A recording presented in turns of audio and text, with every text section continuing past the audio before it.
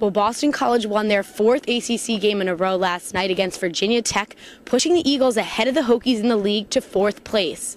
The game was won in style in front of an almost sold-out crowd when Boston College's sophomore Rakim Sanders put back Tyrese Rice's missed shot with .4 seconds left to go in the game for the win. It was this sense of unity and teamwork that head coach Al Skinner, as well as Joe Trapani and Rakim Sanders, credited their win to. I mean, when I say this was clearly a team effort, it was. I mean, a lot of guys contributed, and that's what we have to have. As I explained to them, you know, it was a great team win. I mean, it was a great team win because there was so many people that had input into the success of this game. I mean, if you're looking at the bench, I was going nuts, but yeah, that was great. We kind of fought through a little adversity at the end of the game, and you know, it just shows our character and how we're growing as a team. So that was great.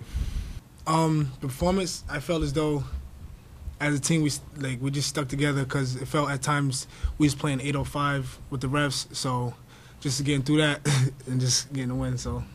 Reporting to you outside of Conti Forum Arena, I'm Kristen Lapis, your Boston College reporter for thepalestra.net.